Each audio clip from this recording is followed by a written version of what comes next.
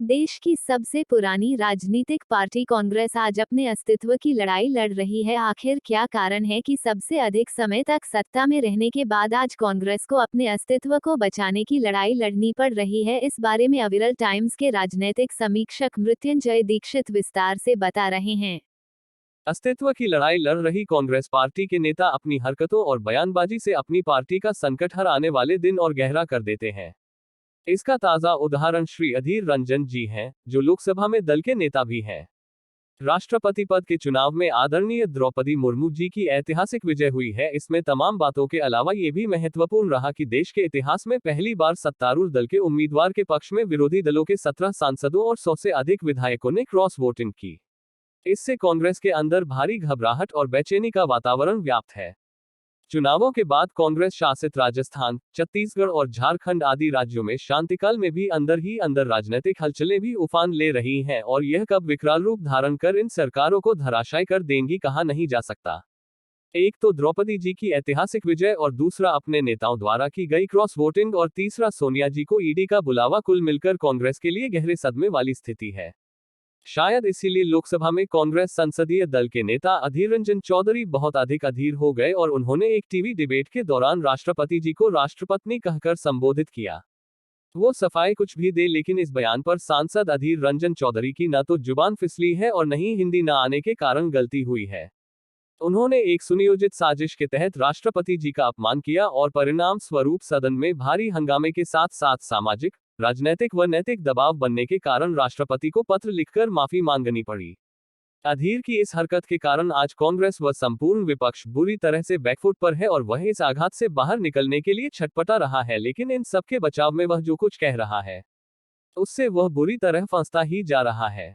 कांग्रेस के लिए इस बयान के राजनीतिक नुकसान की भरपाई कर पाना जितना कठिन है उतना ही जरूरी, क्योंकि आदिवासी समाज बहुल राज्यों गुजरात, छत्तीसगढ़ और राजस्थान तथा मध्य प्रदेश में चुनाव होने जा रहे हैं। भाजपा ने जिस प्रकार से कांग्रेस व उसके नेताओं को गरीब, आदिवासी विरोधी करार देते हुए जोरदार अभियान चलाया और राजस्थान से लेकर भोपाल की सड़कों तक जिस प्रकार से आंदोलन किया है, उससे भी कांग्रेस दबाव में आ गई है और उसे रक्षात्मक होना पड़ा है। अधीर रंजन ने पत्र लिखकर माफी तो मांग ली है, लेकिन भाजपा ने अभी तक इसे पुनर्तः स्वीकार नहीं किया है और वह कह रही है, यह जुबान नहीं फिसली, यह इरादतन टिप्पणी की गई है और जब तक कांग्रेस अध्यक्ष श्रीमती सोनिया गांधी माफी नहीं मांगती तब तक सदन नहीं चलने दिया जाएगा। राष्ट्रपत्नी विवाद पर भाजपा पूरी तरह से आक्रामक तेवरों में दिखलाई पड़ रही है और अब कांग्रेस को वह कतई माफ नहीं करने वाली। भाजपा के रणनीतिकारों को पता है कि इस प्रकरण का आदिवासी इलाकों में राजनीतिक लाभ मिल सकता है और कांग्रेस को भारी दबाव में लाया जा सकता है। पहले भी ऐसे कई अवसर आए हैं जब अधीर रंजन ने कांग्रेस को मुसीबत में डाला है। यह वही अधीर हैं जिन्होंने भाजपा नेताओं को इडियट कह दिया था। इसके अलावा वित्त मंत्री निर्मला सीतारमण को अधीर ने निर्मला सीतारमण कहकर संबोधित किया था।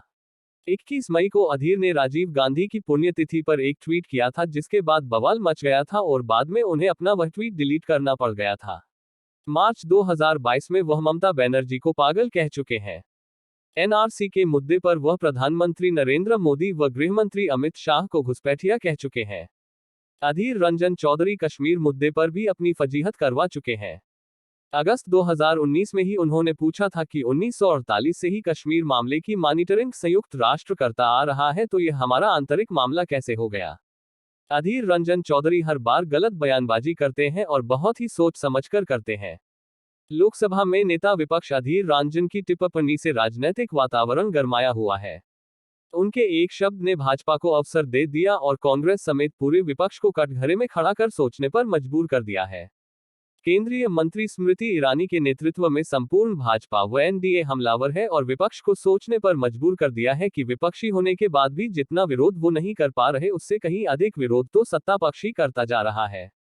राष्ट्रपत्नी विवाद के बीच जब मीडिया ने सोनिया गांधी से सवाल किया तो उन्होंने कहा कि वह पहले ही माफी मांग चुके हैं, लेकिन विवाद बढ़ता ही जा रहा था। फिर लोकसभा में उन्होंने मंत्री ईरानी से कह दिया, डोंट टॉक टू मी। बस लोकसभा में दोनों ओर से हंगामा शुरू हो गया। बहस बढ़ती देख वह सदन से चली गई और इसके बाद भाजपा की महिला सांसदों ने और आक्रामक अंदाज में हंगामा शुरू कर दिया। ये भी एक कारण है कि अब भाजपा सोनिया गांधी से माफी की मांग पर अड़ गई है।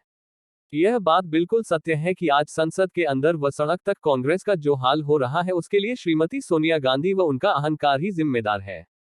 सोनिया के अहंकार ने कांग्रेस को डुबा दिया है, लेकिन वह अभी भी स्वयं को महारानी ही समझती है। परिवारवाद के कारण ही यह दुर्दिन देखने पड़ रहे हैं।